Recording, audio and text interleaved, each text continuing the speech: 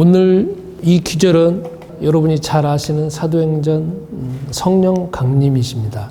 성령이 강림하셨다라고 하면은 우리가 이제 신앙생활에 조금 오래 보신 분들은 이 귀절을 항상 어떤 귀절로 연결하냐면은 방언이 임했다. 그래서 불이 막 임해가지고 이 제자들이 막 방언을 해가지고 이 알아듣지 못하는 말 하긴 하는데 그로 인해 가지고 15개 나라에 있는 사람들이 그것을 방언을 본다 이렇게 해가지고 어떤 교단에서는 방언 꼭 구원받았으면 방언을 해야 된다 하는 것 자체가 아주 한 70년대부터 뭐 최근까지 이렇게 딱 대한민국의 어떤 교계를 휩쓸고 있었습니다. 그래서 방언하지 않으면 구원받지 못했다든지 방언하면 바로 성령이 임재하셨다는 표시라고 하든지 그걸 아예 그냥 이퀄로 만들어 놨습니다.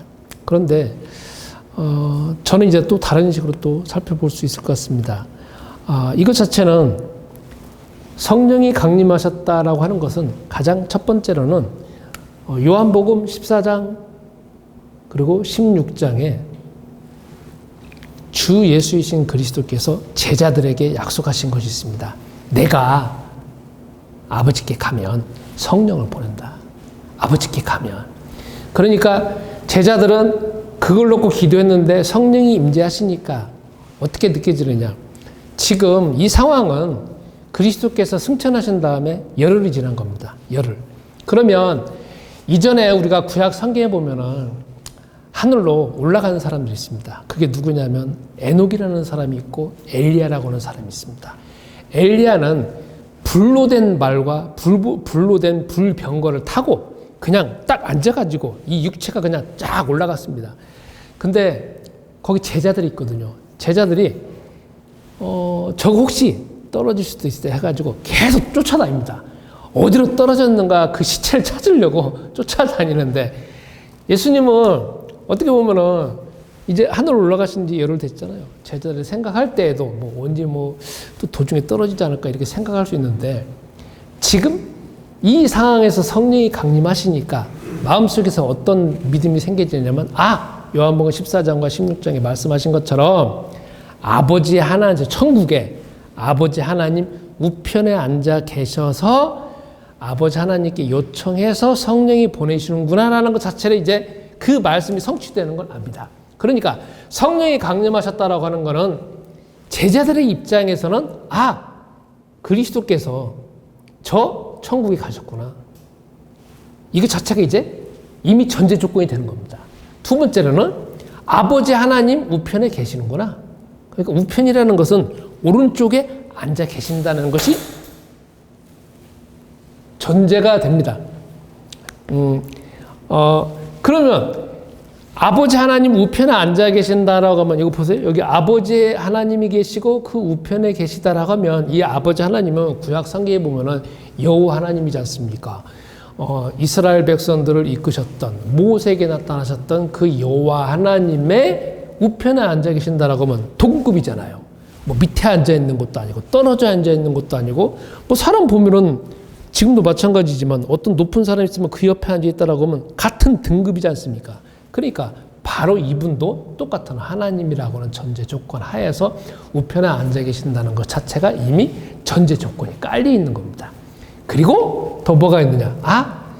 당연히 살아 계시고 자체가 또 이게 다 전제 조건이 되어진 겁니다. 그러면 성령이 임재하심으로 인하여서 제자들이 이제 육체 속에 이제 성령이 거하시는 거지만 제자들은 저 하늘을 보면서 저 하늘에 천국이 있고 그 다음에 저기 하나님의 전이 계시고 거기에 주 하나님과 그리스도 주 예수님이 계시고 그래서 나를 보시면서 성령을 보내셨구나는 자체가 이미 전제 조건이 깔려져 있는 가운데 있는 겁니다. 성경에서는 하늘이라고 할 때 세 가지 측면에서 말합니다. 하나는 첫 번째 천국입니다. 주 하나님이 계시는 곳 해가지고 3층천 해가지고 천국에 계시는 거고 두 번째 하늘이라고 할 때는 이 우리가 보여지는 이 지구상의 이 하늘 요거 전체적인 이 우주적인 것을 보고 또 하늘이라고 말합니다. 세 번째 하늘이라고 하는 거는 이제 또 영적인 측면에서 사단이 사단이 통치하고 있는 이 세상의 어떤 영적인 부분, 요거 해가지고 하늘을 이렇게 세 군데로 나누는데, 그건 이제 오늘 중요한 게 아니고, 어쨌든 여기서 말하는 오늘 하늘은 주 하나님이 계시는 천국을 말하는 겁니다. 그러면 우리가 이렇게 되어짐으로 인하여서 이제 두 번째는 또 살펴볼 게 있습니다. 성령이 강림하셨는데 누구한테 강림하셨느냐? 제자들 육체 속에 강림하셨습니다. 이게 참 중요합니다. 저도 예전부터 성령의 강림을 위해서 모든 목사들은 이걸 위해서 항상 기도합니다. 왜냐하면 성령이 강림하시니까 전도의 문이 열려지게 되죠. 그 다음에 제자들에게 그리스도께서 공생의 사역 때 함께 하셨던 그 능력이 나타나잖아요.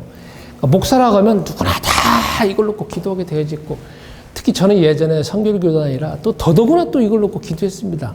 왜냐하면 성결교단은 좀 오순절 교단하고 조금 더 가까이 있어가지고 어쨌든 성령의 능력을 더 중요하게 여기니까 이걸 항상 기도했습니다. 그래서 항상 기도원 가가지고 불받기를 막 기도했는데, 그렇게 제 마음속에서 뭐 충만하게 임한 적은 별로 없는 것 같습니다. 그런데 오늘은 왜 저에게는 이렇게 강림하지 않고 왜 이 제자들에게만 임했을까? 이렇게 생각을 보실 필요가 있습니다. 특히 제자들에게 어떻게 보면은 육체 속에 들어오는 거거든요. 그러면 이 제자들은 조건이 있습니다. 우리는 성령이 나에게 강림하시기 전에 제자들이 가지고 있는 조건을 우리가 갖추고 있으면 당연히 성령이 강림하시는데, 우리는 제자들이 가지고 있는 조건을 생각하지 않고 무조건 이기점을 해가지고 뭔가 불만 받으면 뭐 능력이 임하고 뭐 안진병에도 고치고 뭐 죽은 사람 살리고 이런 일들만 생각합니다. 저 사실 예전에 그랬으니까요.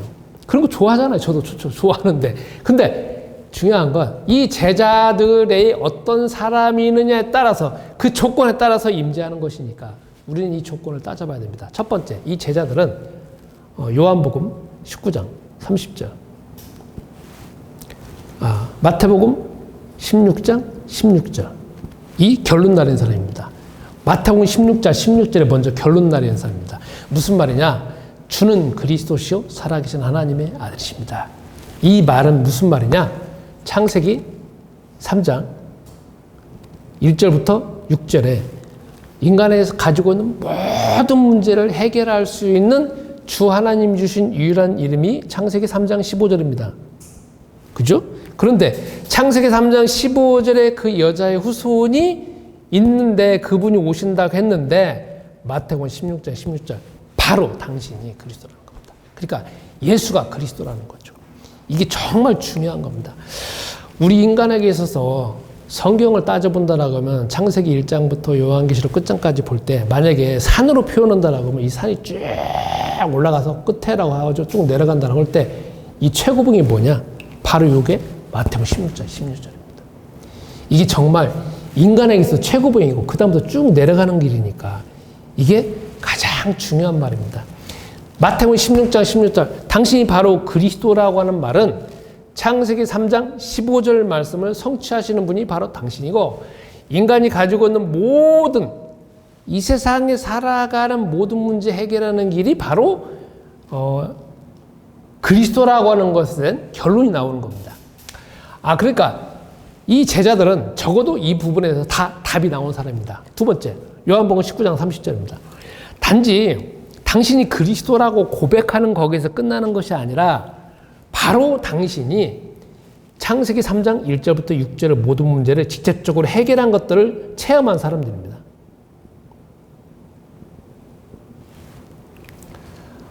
근데 이거는 입으로 고백하는 거고, 이거는 직접 체험하는 사람들입니다. 그러니까 예수님이 그러시잖아요. 십자가 달려 죽으시면서 다 이루었다, 다 이루었다, 다 이루었다라는 말은 그냥 뭐 다섯 자지만 그 말은 바로 창세기 3장 1절부터 6절을 근원으로 해서 생길 수 있는 인간의 모든 문제를 다 해결하셨다는 것의 실제적인 말입니다. 그래서 그 다음에 이제 이게 있습니다. 사도행전 1장 1절부터 또 11절까지 요 답 내린 사람들입니다. 이건 무슨 말이냐면은 이때 주 예수님께서 말씀하신 게 뭐냐면 하나님 나라에 대해서 말씀하셨습니다. 하나님 나라에 대해서 40일 동안 말씀하시면서 제자들에게 말씀하시고 그거에 대해서 이제 답이 내려진 사람들한테 드디어 사도행전 2장에 성령이 임재하셨습니다. 자, 이게 무슨 말이냐면 조금 이따가 제가 또 설명을 하겠지만 제자들은 마태복음 16장 16절 고백을 했고 요한복음 19장 직접적으로 그리스도께서 죽으신 것을 체험을 했고 그 다음에 요한복음 20장 21장에 그리스도께서 부활하신 것까지 체험을 했습니다. 그런데도 제자들이 있잖아요. 40일 동안 하나님 나라에 대해서 주 예수님이 데리고 가지 않았으면 그들은 뭐였냐면 베드로 같은 경우에는 고기 잡으러 또 돌아갑니다. 그리고 거기 보면 엠마오로 가는 두 제자들은 다 그냥 고향으로 돌아갑니다. 무슨 말이냐면 자기 삶에서 그리스도가 부활하셔가지고 자기에게 함께 하시고 자기 인생의 모든 문제가 해결됐다는 사실에 대해서 그렇게까지 마음속 깊숙한 곳까지 적용이 안 되셨다는 겁니다. 그래서 결국은 주 예수님이 사도행전 1장 1절부터 11절까지 해서 40일 동안 하나님 나라에 대해서 말씀하시는데 이제 제가 이제 설명할 건 이 부분입니다.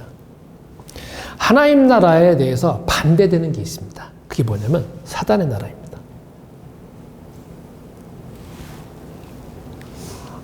지금부터 우리가 이제 또 생각해 볼 필요가 있습니다. 여러분 오늘 예배 드리러 올 때 마음속에 어떠셨습니까? 갈등이 생기셨습니까? 안 생기셨습니까? 예배 드리러 올 때 여러분 이번 주에 기도해 보셨죠? 정시기도 하셨죠? 기도할 때 기도하고 싶은 마음이 생기세요? 아니면 기도 안 하고 싶은 마음이 생기세요?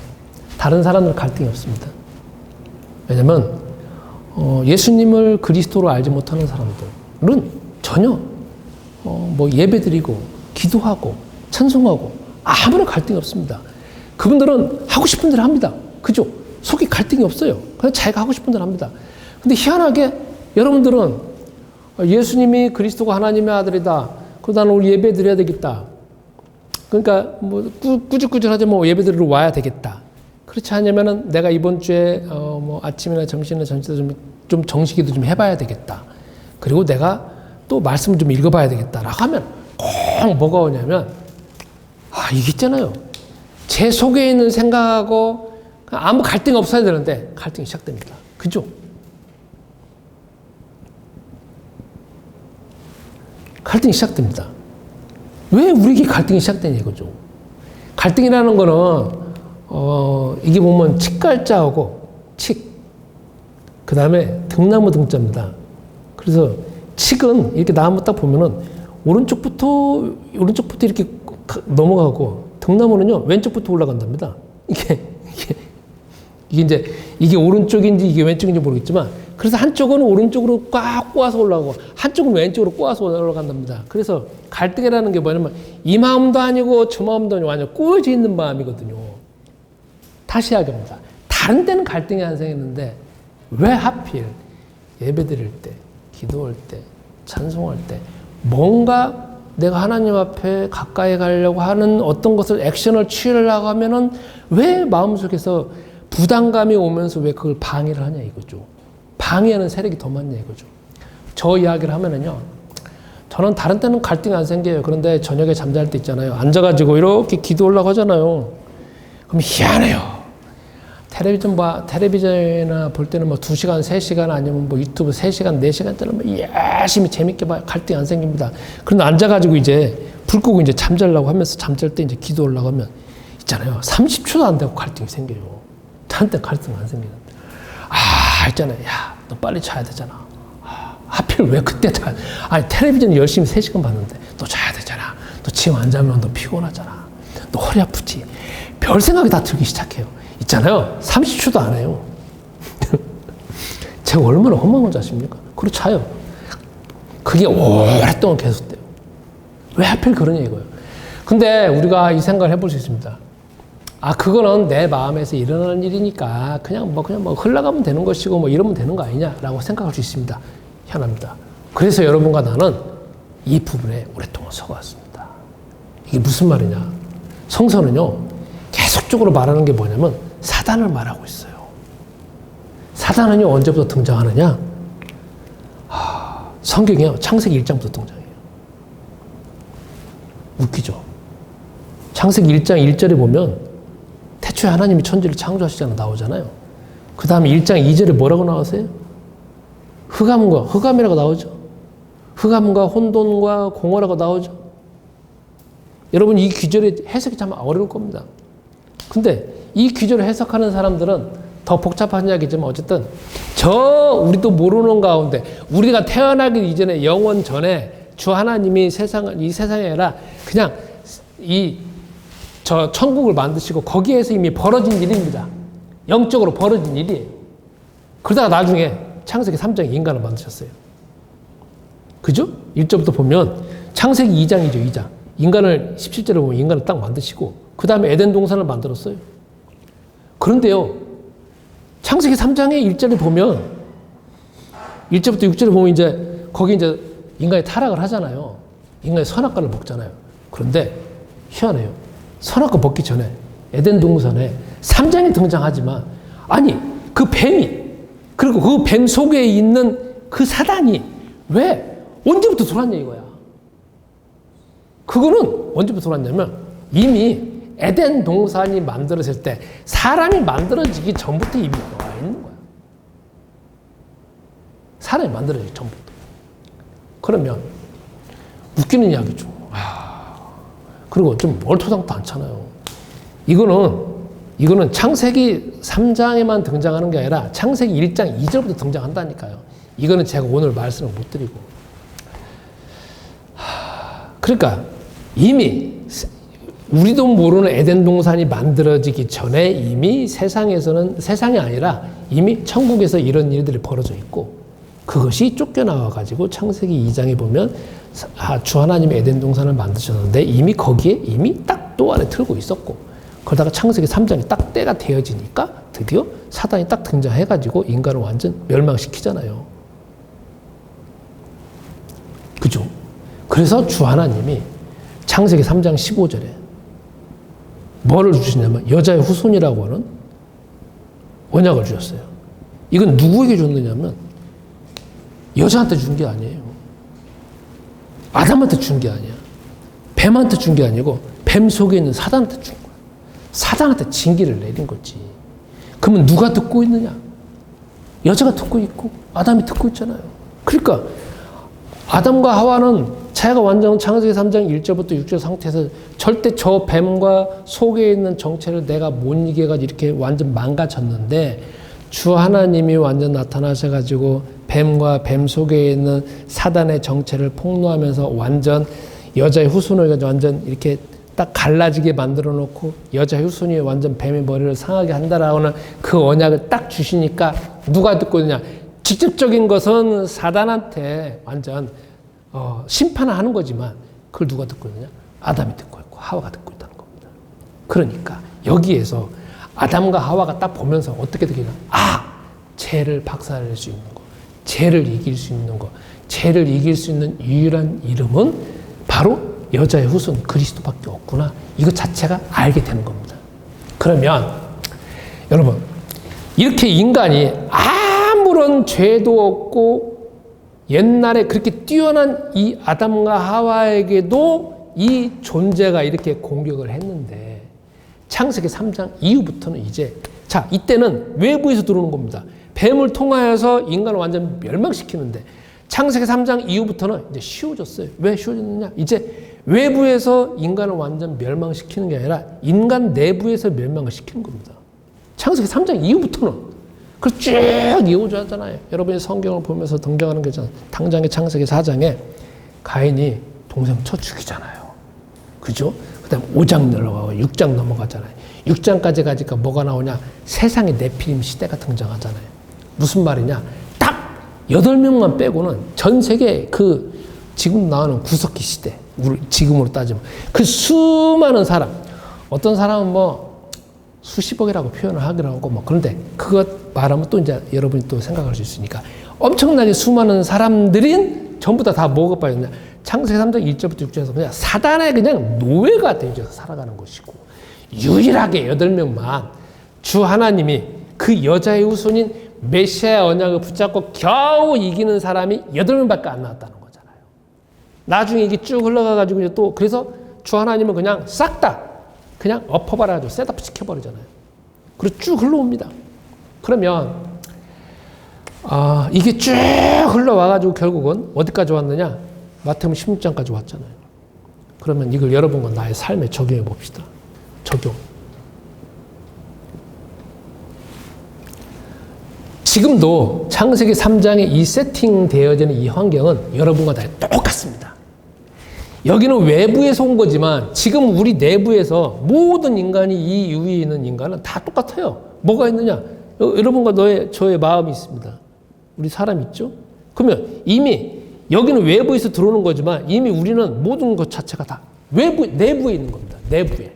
그래서 우리는 신앙생활 있잖아요. 하나님 잘 믿으면 되고 예배 잘 드리면 되고 거기서 끝나는 일이 아니에요. 왜? 우리가 하나님께 잘 드리고 싶은 마음이 있어도 드리지 못하는데, 예배 드리고 싶어도 드리지 못하는데, 이유가 뭐냐?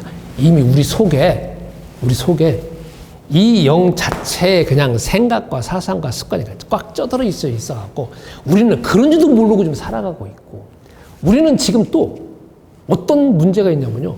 여러분, 창세기 3장에 이게 있잖아요. 아담과 하와가 선악과를 먹은 다음부터 자기는 안 보이고 나만 보이잖아요.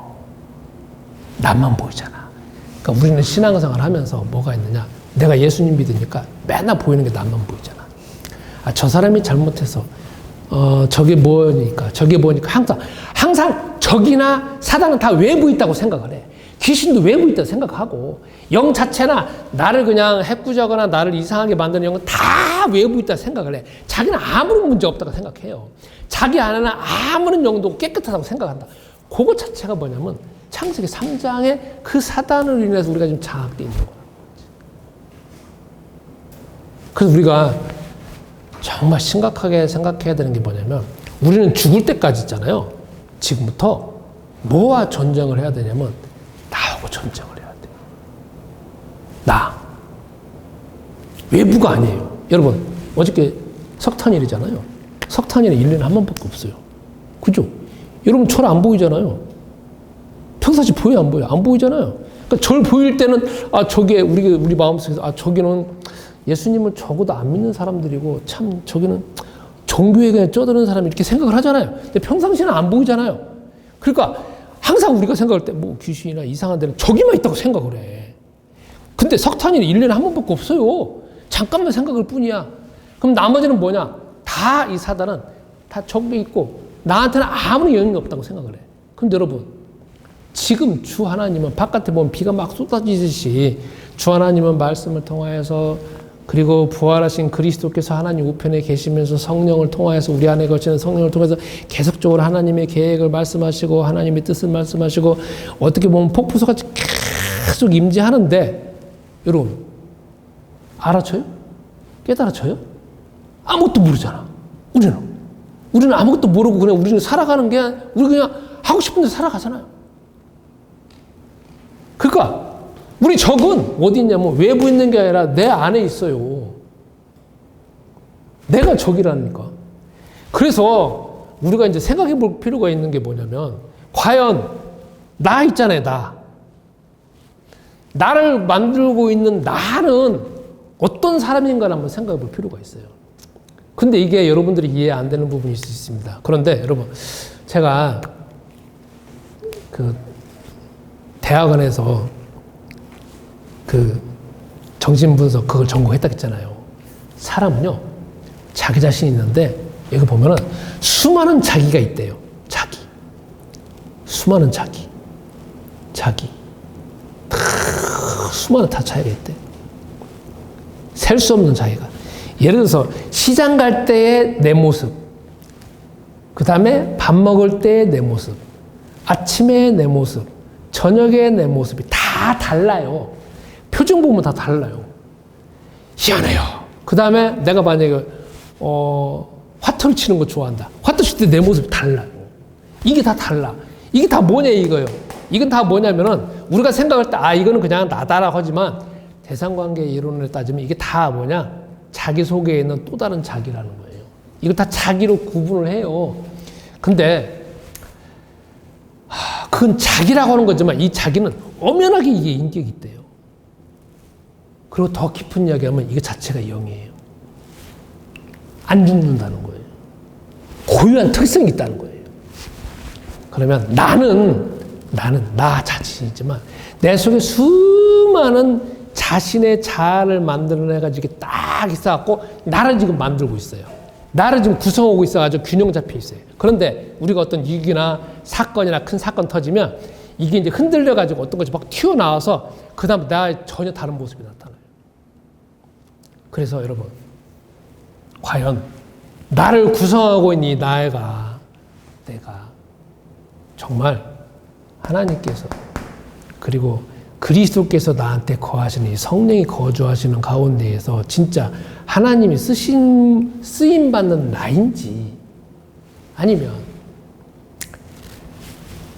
사단이나 귀신이나 악한 영의 도움을 받아가지고 내가 지금 내 인격으로 좀 포장하고 있는 것인지 이게 지금 인격으로 나타나는 거거든요. 근데 이게 지금 나라는 거예요. 그래서 우리가 좀 생각해 볼 필요가 있는 게 뭐냐면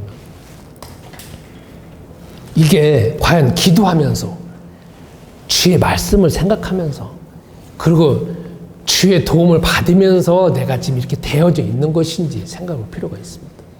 근데 제가 있잖아요. 저 자신을 엄밀하게 살펴보는 데 있잖아요. 이게 하나님의 말씀이 좋아하고 전도가 좋아하고 사람들에게 기도하는 걸 좋아하고 말하는 제 자신이 아니에요. 그냥 머리끝부터 발끝까지 안 좋아하는 것밖에 없어요. 주 하나님에 대해서 안 좋아하는 것만 가지고 있어요. 속에 있는 습관까지가. 그러니까 나는 뭐가 되느냐. 사도행전 2장부터 28장까지의 그러한 어떤 주 하나님이 임재하시는 이 자체가 내 속에서 벌어질 수가 없다는 거예요. 어떤 사람들도 이런 말 합니다. 우리 삶은 나와의 싸움이라고 말하잖아요. 나와의 싸움. 근데 이제부터 조금 우리가 방법을 생각해 볼 수 있는 게 뭐냐면 예수님은 여기서 다시적으로 돌아와서 하나님 나라에 대해서 말씀하셨어요. 하나님 나라에 대해서 말씀하셨다는 것을 역으로 생각하면 사단의 나라에 대해서 말했다는 거예요. 하나님 나라에 가장 반대되는 게 사단의 나라거든요. 그러면 예수님은 계속 제자들하고 다니면서 계속 베드로가 그러잖아요.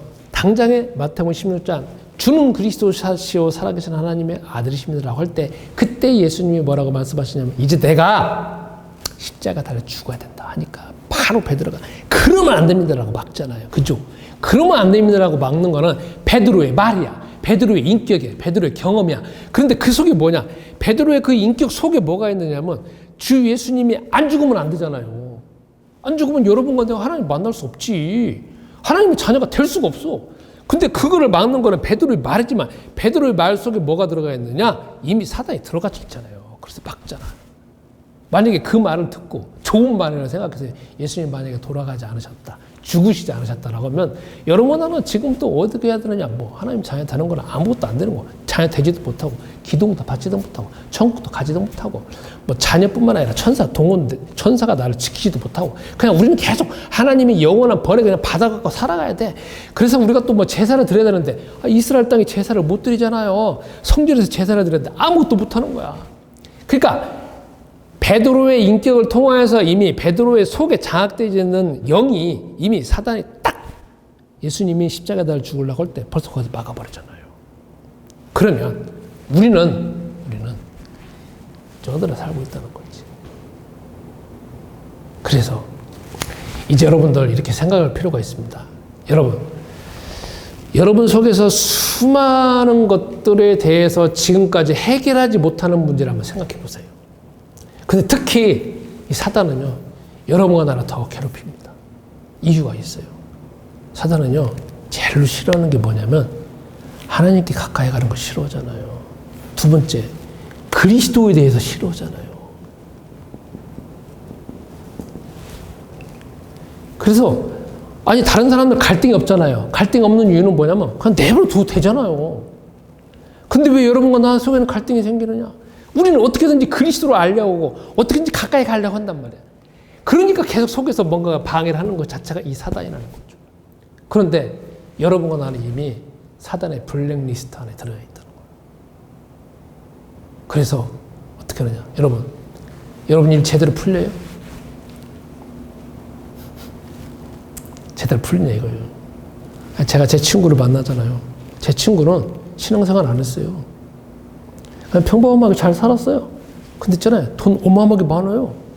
가만히 대화를 해보니까 집안도 평탄해요. 고생도 별로 안 했어요. 근데 있잖아요. 저는요. 나는 가만히 봤어.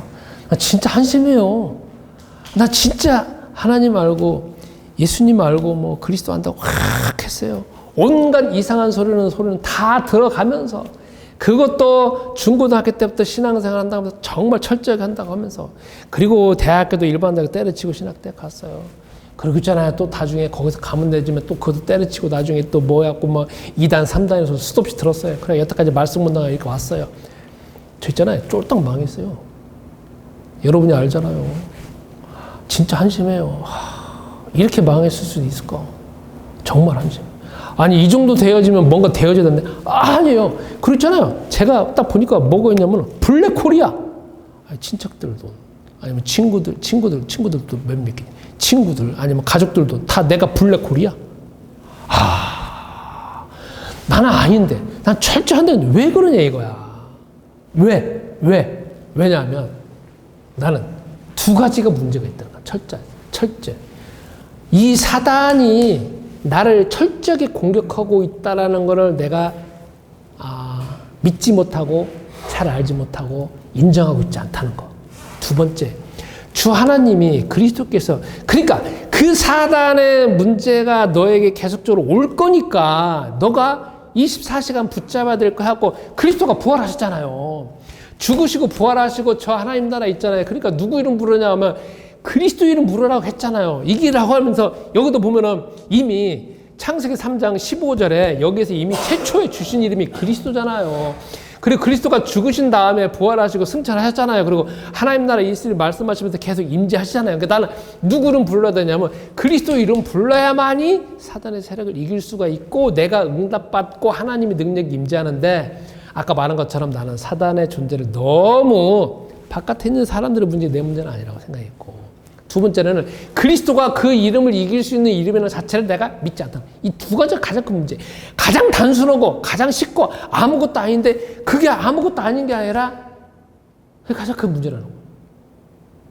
그러니까 여러분도 잘 생각해 보세요. 아니 나는 잘 믿으려고 하는데 여러분 다른 사람은 여러분 철저히 믿잖아요. 그래도 헌신하잖아. 근데 왜 나는 안 되냐 이거야. 여러분 다 가만히 보세요. 여러분 다 머리 좋잖아. 저거 머리 뛰어난 분도 있잖아. 근데 왜 안 되냐 이거야. 제가 가만히 봤을 때 있잖아요. 제 주변의 사람들 봤어요. 나는 열심히 성실하니까 도와줬어. 그리고 열심히 성실하니까 뭔가 사업하는데 뭔가 수도 없이 했어. 근데 있잖아요. 제대로 되는 사람은 별로 없더라고. 왜 내가 가면 안 되냐 이거야. 내가 도와주면 안 되냐 이거지. 물론 되는 사람이 있어. 그 사람은 예수님 안 믿는 사람들이야. 예수님 안 믿는 사람은 그냥 자동으로 죄졌어. 근데 꼭 예수님을 그리스도를 알고 있는 사람들, 믿는 사람, 안 되죠. 정말 있잖아. 짜증나는 거 있잖아. 왜 그러냐 이거야. 정말 내가 답답하고 짜증나고, 도대체 이게 뭐냐. 그렇다고 포기할 수도 없잖아요. 이 나이에. 두 가지 보였다. 첫 번째, 내 안에 나는 완전한 사람이고, 나는 이제 예수님 믿었으니까 하나님이 자녀 됐으니까 다 끝난 사람이고 더 이상 사단은 바깥에 있는 거야 되는데 아니라니까요. 그냥 아까 말한 것처럼 심리학적으로도 상담학적으로도 이미 나는 다 하나님 없는 가운데 그냥 살아온 사람이에요. 0.1초라도 생각나는 게 하나님과 그리스도가 생각 안 한다는 거죠. 내 자체가 구조적인 문제라는 거지. 근데 나는 그걸 안 믿는다는 거예요. 두 번째, 그걸 이길 힘은 그리스도인데 나는 좋은 생각하면 되고 조금 기도하면 되고 그냥 뭐 조금 도와주면 되고 그거를 너무 만만하게 보고 있다는 게 문제라는 거예요. 그래서 여러분 나와 똑같은 상황이에요. 여러분은 사단의 블랙리스트에 있는 사람들이에요. 그 둘 중 하나 해야 돼. 축자사자 해가지고 이 세력을 이기든지 아니면 문지기 갖고는 여러분 안 돼. 왜냐하면 이미 얘네들의 블랙리스트에 올라가 있다는 거죠. 블랙리스트에 올라가 있는 정도가 아니라 최고의 블랙리스트에 올라가져 있어. 그렇다고 해서 누가 싸워야 되느냐? 제가 여러분들을 위해서 대신 싸워주는 건 있어요. 그러나 결국 싸워야 될 대상은 누구냐면 당사자는 여러분이라는 거예요. 나고. 왜? 내가 나하고 싸워야 되는 건데. 그 지금부터 뭐 해야 되느냐? 나하고 싸워야 돼요. 나하고 싸우는 게 뭐냐면 내 속에 있는 이 영하고 내 속에 있는 그리스도를 모르게 하는 영하고 싸워야 돼. 그래서 지금부터 여러분 어떻게 하시느냐? 죽자 사자 뭘 이름 부르야 되냐? 그리스도는 부르세요. 제가 한 말 아니에요. 창세기 3장 15절에 이미 여호와 하나님께서 아담과 하와가 완전히 싹 망가져갖고 모든 문제가 생길 때 이미 딱 하나 이름밖에 안 줬어. 그리스도라는. 그러니까 그리스도 이름 부르면 살아. 그리스도 이름 부르면 누가 제일 싫어하느냐? 사단이 제일 싫어해요. 제일 싫어하는 이름이야. 여러분, 예수님이 제일 먼저 하신 게 뭐겠어요? 예수님이 공생의 사역을 하면서 제일 먼저 한 게 사단의 시험을 받으셨잖아. 그죠? 제일 먼저 한 게 하나님 나라 갖고 왔다가 말씀하신 게 아니야. 마태복음 4장에 사단에 가서 시험을 받으셨어. 사단이 딱 그러잖아요. 데리고 가고 광야에 유대 광야에 가니까 아무것도 없잖아요. 딱 데리고 가고 난 다음에 그 다음에 뭐냐면 자, 야, 너 먹을 거 아무것도 없잖아. 40일 동안. 야, 돌이 떡되게 해라. 쫙 하나님의 말씀을 네 맘대로 해석해갖고 네 맘대로 이용해라 이거지. 네 편의대로 하나님 말씀, 하나님을 이용해라 이거지. 그리고 세상에는 모든 영광을 보여주면 이게 다 내 거다. 너 나한테 절망하면 나 주겠다. 합니다. 그게 뭐냐면은 모든 세상에 있는 영화, 세상에 있는 영광, 세상에 있는 정보가 다 누구 거냐면 사단 거라는 거예요. 그러니까 이길 수 있는 이름이 뭐냐? 그리스도밖에 없다는 거예요. 그래서 저도 이 설교를 준비하면서 여러분들한테 참 미안한 거 하나가 있고 답답한 게 두 번째가 있습니다. 그게 뭐냐? 여러분들도 내 안에 위해 섬기다가 보니까 저를 알다가 보니까 여러분도 고생길이 있다는 거지. 저로 인해 가지고 도매금으로 같이 넘어가서 사단의 블랙리스트에 다 걸리셔가지고 여러분도 앞길에 아무리 노력하고 아무리 방법을 하고 내가 아무리 뛰어나고 아무리 학식이 많다 할지라도 길은 계속 누군가가 그 세력이 방해해서 여러분이 제대로 못 간다는 거지. 그래서 어떻게 해야 되느냐? 방법 하나밖에 없어. 그리스도는 불러야 돼. 왜? 사단은, 귀신은, 영은 제일로 싫어하는 일이 뭐냐면 그리스도 이름이야. 여러분 그리스도는 부를 때 기분이 좋아요, 안 좋아요? 저 있잖아요. 얼마 전까지만 하더라도 몇 년 전까지만 하더라도 이 이름 자체 부르려고 하면 제 속에서 정말 싫어했어요. 싫어해요. 다른 거 다 괜찮은데 왜 그 이름만 부르려고 하면 왜 그 이름 부르냐 하는 거야. 왜? 내 속에서 있잖아요. 부르지 못할 수밖에 없는 사상과 그 다음에 어떤 이름 자체가 꽉 쪄들어져 있는 거야. 어마어마하게. 그래서 부르려고 하면 짜증나고 부르려고 하면 짜증나고 뭐 그게 뭐 주문 같은 이름이냐 한다 이거죠. 성경은요. 두 개 이름밖에 없어요. 두 개 이름밖에. 세상에는 모든 문제 뭐 정신적인, 육체적인 아니면 영적인 과거, 현재, 미래, 영원, 뭐 가정, 직장, 개인, 내면, 외면 모든 문제가 다 창세기 3장 1절부터 6절이에요. 그리고 이 문제를 해결할 수 있는 마스터키 그 딱 하나밖에 없어요. 그리스도예요. 근데 구약 성경에서는 그리스도가 부활하지 않고 단지 이름만 줬어요. 근데 신약 성경에 오늘 여러분과 내가 읽은 것처럼 사도행전 2장은 그리스도가 문제를 다 해결하셨을 뿐만 아니라 부활하셨잖아.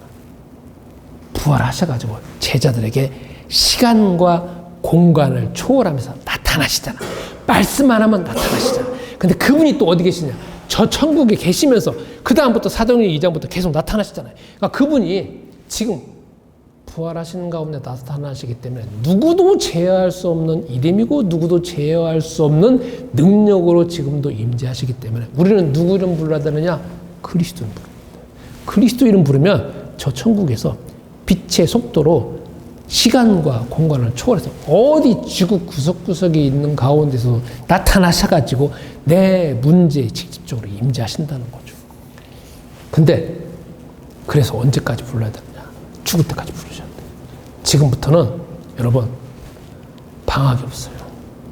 어디 죽기 전까지는 여러분 있잖아요. 어디 이 잠시 휴지기가 없어요. 그거 누구와의 전쟁이냐? 나와 내 속에 있는 나 속에 있는 나와 전쟁. 내 속에 있는 나와 전쟁. 피할 수가 없어. 제가 여러분들 보면서 여러분들 외적인 거는 내 기도할 수 있어요. 그리고 여러분 내면에서 벌어지고 있는 것들은 여러분이 스스로 알고 여러분이 알지 내가 알아요? 몰라요. 여러분이 말해주는 거에 대해서는 내가 알 수는 있어. 또 주 하나님께서 은사를 주셔서 또 알 수는 있어. 그러나 내면적으로 벌어지고 있는 건 몰라. 누구도 벗어날 수가 없는 거예요. 그래서 여러분 이제부터 여러분 자신한테 선포를 하셔. 나는 이제부터 나와의 그리스도와의 영적인 전쟁이다.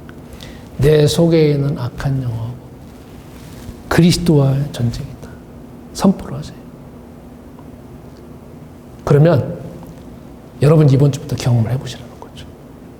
저도 그래서 계속 경험을 하고 있어요. 예전에는 이걸 해결하려고 막 이렇게 저렇게 막 바쁘게 했습니다. 근데 지금 뭐 하느냐?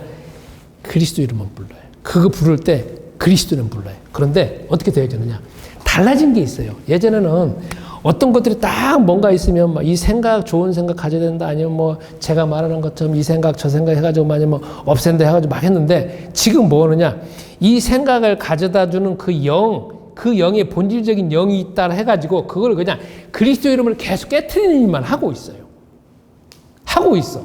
물론 이 생각이나 사상은 아직 안 바뀌어지겠죠. 그러나 이 근원을 계속 깨트림으로 인해 가지고 내가 어떤 효과가 있는지 유심히 보고 있거든요. 보고 있어요. 그래서 여러분 이게 경험이 되어진다. 그래서 그게 하나씩 경험되어짐으로 다른 부분에까지 확장될 수가 있습니다. 그래서 여러분과 내가 돈 많아야 되잖아요. 가난하게 되라는 말이 아니잖아요. 여러분과 내가 부유해야 돼요. 경제적으로도 많아져야 돼요. 왜? 내 먹고 살 것도 있는 거지만 여러분 기왕이 이 대한민국 땅에 살고 이 세상에 살면서 여러분 이름도 날려야 될 거 아니에요. 내가 뭔가 했던 일도 뭔가 이 세상에 뭔가 왔다 갔다 하는 거 있어야 될 거 아니에요. 그런데 우리 능력으로는 부족하고 우리 능력으로는 안 된다 이거지. 이미 세상은 딱 장악되어 있기 때문에 절대 그 사단의 세력을 우리한테 허용하지 않는다는 거지. 그러니까 우리가 그 강한 자를 어떻게 결박하고 어떻게 이겨야 되느냐? 뺏어야 되잖아. 그게 뭐냐? 우리 속에서 그리스도 이름 부르고 한다라고 하면 우리 안에 계신 그리스도께서 사도행전 2장부터 28장까지 일을 그분이 하신다는 거야. 그분이 자꾸 함으로 인해 가지고 정복해서 하면을 해서 바로 여호수아서 같은 땅 따먹기 같이 사람을 장악하게 되고 땅을 먹게 되어지고 경제를 잡게 되죠. 그로 인해 가지고 우리가 사람을 얻게 됨으로 인해 많은 제자를 키우는 거 아니겠습니까? 그래서 여러분 이번 한 주간도 나와의 전쟁이다 하셔서 꼭 기억하셔갖고 이번 한 주간도 응답 받으시기 바랍니다. 말씀 붙잡고 1분 동안 기도해 보겠습니다. 이 시간 예물 드립니다. 이 예물이 주의 복음이 온전히 쓰여지게 하옵소서. 주님, 우리가 우리 신앙생활에 주 하나님은 무한한 축복과 권세를 이미 우리에게 주셨건만 우리는 모든 핑계를 외부에 대고 우리의 적이 누군지도 모르고 살아왔습니다. 그런데 오늘 말씀을 통하여서 우리 내면에 적이 있고 우리가 이미 사상과 습관과 체질이 그냥 사단의 영의 생각으로 쩌들어져 있는 저희들 자신의 모습을 봅니다. 이것을 위하여서 그리스도께서 부활하셨고 그리스도께서 오로지 살아계신 그리스도 이름을 주셨건만 우리가 잘 믿지 못하는 우리의 불신앙을 주님이 용서하시고 그리스도 이름으로 결박하시며 한 주간 동안 우리 삶 가운데 그리스도를 더 누리게 하시고 개인의 신앙생활에서 꼭 이길 수 있도록 주께서 도우시옵소서.